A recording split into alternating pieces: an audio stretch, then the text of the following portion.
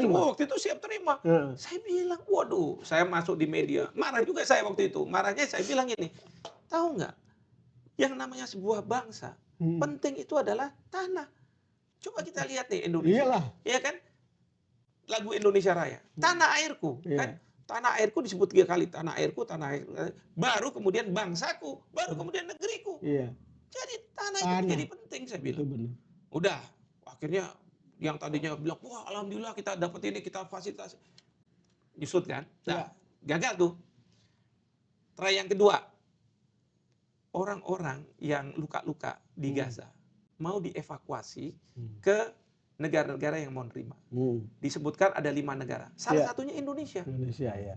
Wah itu yang, mohon maaf, sekarang tuh saya bingung juga, sedang diviralkan juga. Yang saya bilang bodoh gitu. Iya. Itu yang saya katakan. Karena apa? Saya kan bisa lihat juga dari berita-berita di Israel. Di situ disebutkan siapa namanya, Netanyahu minta kepala Mossad, David Barnea, untuk berbicara sama Steve Witkoff agar pemerintah Amerika segera memberikan insentif-insentif untuk negara-negara yang mau menerima. Salah satunya Indonesia. Ini kan permainan Israel, ada Mossad segala macam-macam. Masa kita mau dibodohi? Itu yang saya katakan itu. Dan sekarang setelah Israel dikritik oleh dunia, 70 ribu orang meninggal, kan maunya dihilangkan Gaza itu dengan orang Palestina dengan apa? Digenosidakan lah gitu ya. Yang dunia sekarang ini berteriak. Nah, caranya sekarang apa? Udah kita buat BOP. Ya kan? Nanti BOP ini kita bilang bahwa dengan BOP akan Tanpa ada melibatkan Palestina lagi. tanpa melibatkan Palestina, walaupun pemerintah bilang ada sih, ada komite gitu ya. Tapi kan semuanya ada di sini. Kita ada di situ, Prof. Iya. Nah, ini ceritanya BOP itu nantinya akan melakukan rekonstruksi terhadap Gaza. Iya. Tapi sebelum rekonstruksi, Perdana Menteri Netanyahu bilang harus ada pelucutan senjata dulu terhadap Hamas dan demilitarisasi. Nah, siapa yang melakukan itu? ISF. ISF itu bukan UN Peacekeeping Operation. ISF itu mandatnya itu dari BOP. Nah, mandatnya sebagaimana ada dalam resolusi 2803. Jadi itu mengosongkan dulu. Masa tentara kita harus berhadapan dengan Hamas, melakukan pelucutan senjata. Maka saya keras juga mengatakan jangan. Apalagi sudah ditunjuk Mayor Jenderal Jeffers oleh Donald Trump sebagai panglima, ya kan? Padahal Amerika Serikat nggak menyumbang satupun personil kecuali 1 jenderal itu sebagai panglima. Nah, lalu kemudian kita diberi kedudukan sebagai deputy commander. Lalu di Indonesia sebagian pihak, terutama pemerintah, merasa bangga. Alhamdulillah Karena kita kirim orang sana. Kalau memimpin pasukan perdamaian, setuju, kita bangga. Tapi kalau memimpin ISF, sebenarnya kan Jeffers bilang nanti Gaza itu dibagi dalam 5 sektor. Nah, kita dapat sektor 5, yaitu di Rafah. Nah, di Rafah ini menjadi sektor kita. Masa mungkin wakil komandan itu dia tugasnya cuma di Rafah? Wakil komandan ya semua kan mewakili komandan, dan kemudian tugasnya kalau ada demilitarisasi, ada pelucutan senjata, ya semua wakil komandan juga turut serta bertanggung jawab sama komandan. Yang menjadi unik itu kita kirim 20.000 orang. Nah itu sekarang ini katanya mau 2.000 sampai nanti 8.000. 8.000 ya. Ya, tapi menurut saya jangan. Saya selalu mengatakan jangan.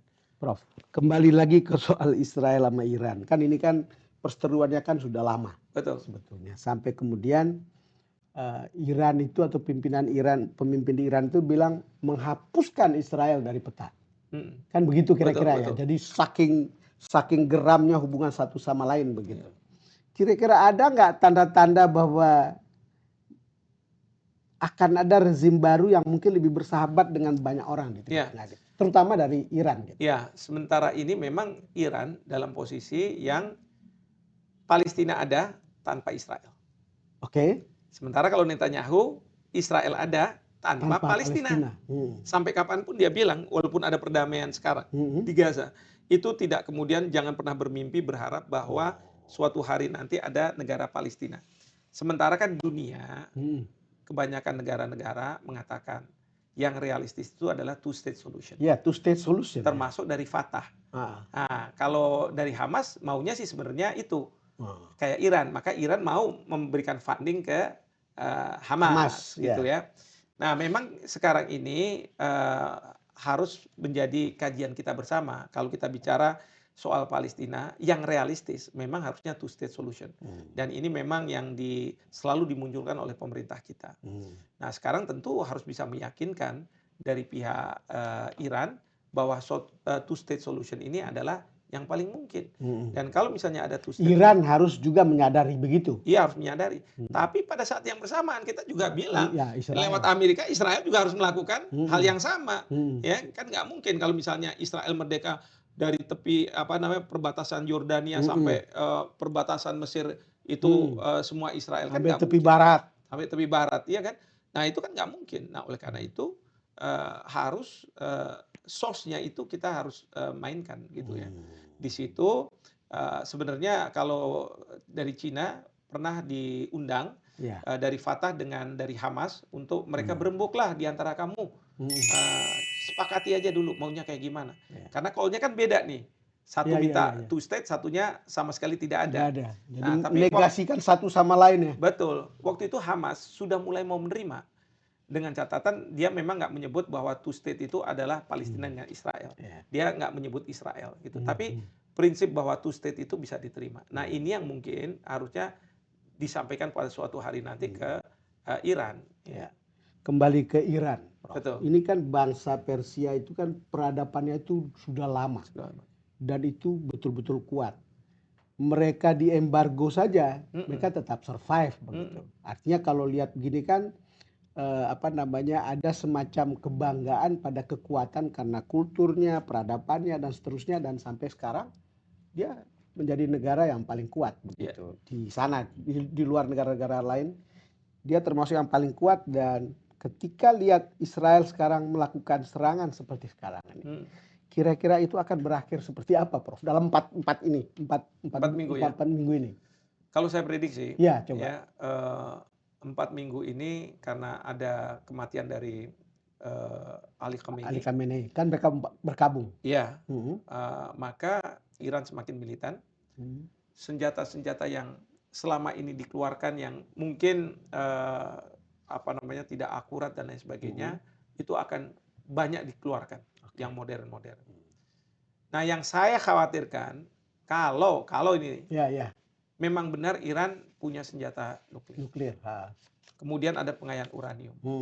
Nah, kalau dalam posisi kepepet, bukannya tidak mungkin dia akan menggunakan senjata nuklir ini. Ini yang kita khawatirkan. Karena kalau udah senjata nuklir, damage-nya besar. Damage-nya bisa-bisa perang dunia ketiga lah kita muncul gini ya. Dan kemudian tidak ada yang survive kalau udah seperti itu. Jadi sekarang ini dari sisi Iran tentu dia akan mengatakan bagaimana kita harus duduk bersama-sama untuk membahas permasalahan ini setelah 4 minggu nih. Nah, itu makanya saya katakan mediator baru penting gitu kan. Tapi sekarang kan sebetulnya begini, sebelum perang mereka dalam posisi berunding. Sekarang juga sebetulnya masih jalan perundingannya kan di belakang kan? Oh, udah enggak lagi. Udah berhenti, sudah berhenti. Perundingan sudah berhenti.